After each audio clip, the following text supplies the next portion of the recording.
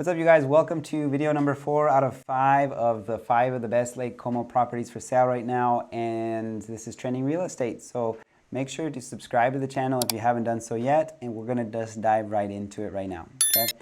So if you did watch the previous videos, we've talked about, well, this is the House of Gucci house, but we talked about number 1, 1900s villa, number 2, a duplex in Como, number 3, private little villa overlooking the lake, very exclusive from what we could tell. And then number 4 is going to be this guy, okay? So I'm going to go ahead, it's $6 million. It puts us in an entirely different price point. Yeah, so that's not the button I wanted to push. Here are some of the photos. I'm going to let it play through. We're going to talk about desirability on this thing. It has a really beautiful experience attached to it. You know, some of the photos, they really did a good job. It's not hard to do a good job with photos on selling the potential of staying in a property like this. If we go farther ahead, you can see the pool. If we go farther ahead, and you can look at the interior as well. Keep trying to click, it's not working. The interior is very clean, a lot of light coming in. It's not huge, actually, but it does have a lot of external space to use, as well as just like a really nice style. And an exterior patio that looks like it was turned into the kitchen. And then finally, we get to these pictures of the bedrooms where they're just looking right over top of the water. I think those pictures alone would sell on Airbnb or VRBO. They make it really easy to keep this thing rented a lot. Now, does that justify $6 million, or euros, excuse me? That is to be discussed. From what we know, it's located here in the Bellagio area, on this area right here. Bellagio. And I know that it's actually near a clock tower. So actually, I think we just found it. I think it's this one. Yeah, we found it. Everybody clap. Everyone is subscribed to the channel. We just found the property. It's right there. So this is like the first one out of the 4 that we were able to legitimately find.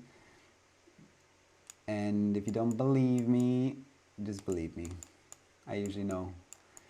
This is the restaurant on top of a restaurant. That's the building right there. So there's a restaurant nearby. It looks like you can rent some kayaks next door too. It makes it so it is a decent touristy destination. Looks like you can rent some boats nearby as well. So that's cool. As far as seeing like a better perspective, maybe out here. Oh, what's a drone shot? Huh, that's cool. So it's this guy. Yeah, definitely found it. All right, well, we can quit. We can quit, we found it. So going back to the numbers, what are the numbers? You know, it's really hard. They've got this website set up so differently than normally. There we go, found it. 6 million for 350 square meters, land area of 1,000 square meters, so smaller than our typical examples, and yet it's closer to the actual water. So they're trying to justify all of these things to mean it should cost more.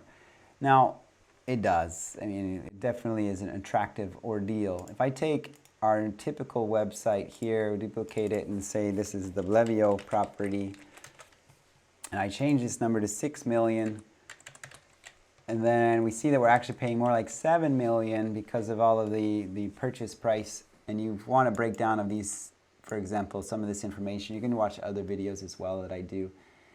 We're going to now find out if this is the price per square meter, basically per square meter. And these are the square meters of the property. We saw that it was 350, and we're going to go to this website, which is very handy at finding out square meter prices. We need to get to the other side of the water over here next to Bellagio. Como Bellagio.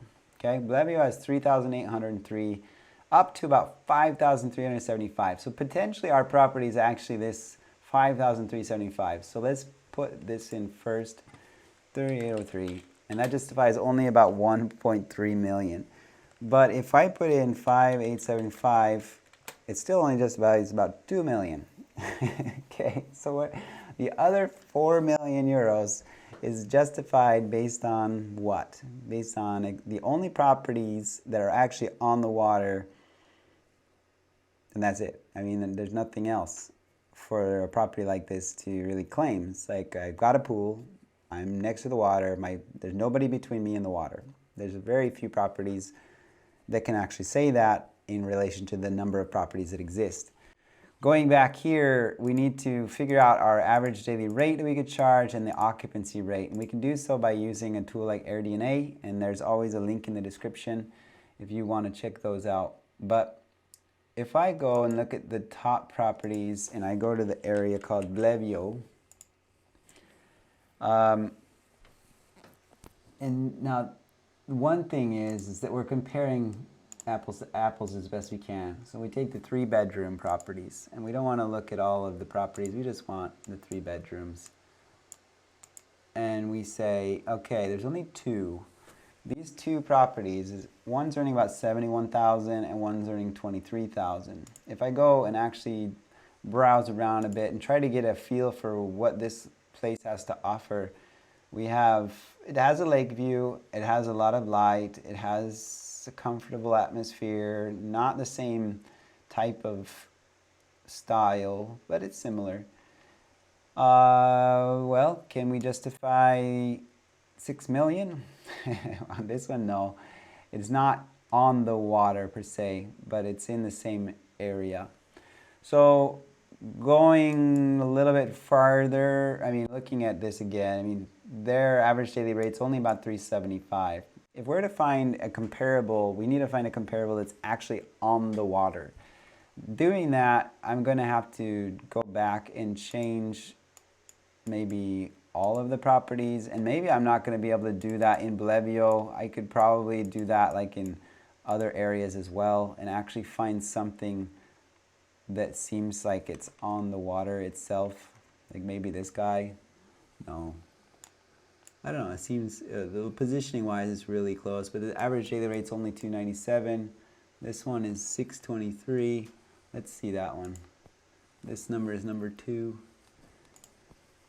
We look at this guy and we see that it is a lot closer to the water, but as far as being on the water itself, yeah, I mean, it doesn't seem like it has that much space between it and the water.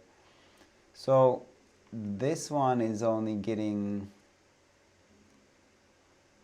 so it's a difference between one house away as opposed to like literally like on the water. I think it's like right there. No, I guess that's a different city. Anyway, can we compare the 623?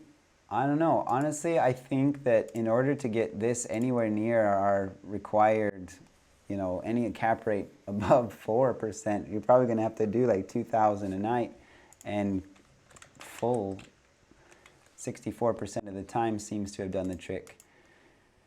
Based on these booking fees and the taxation of income tax of 21%. So that's a 5% cap rate. I prefer like 10%. I mean, this is nothing you can really standardize across the world, but what would it take for you to invest? And you can feel free to comment, is 5.24% enough to justify it? Is the difference between the cost per square meter and the actual price tag of 6 million to 2 million, is that just way too much? Is that span too large? Okay, so I'm going to leave it at that. We're going to move on to video number 5, and if you have any questions, feel free to comment on the video.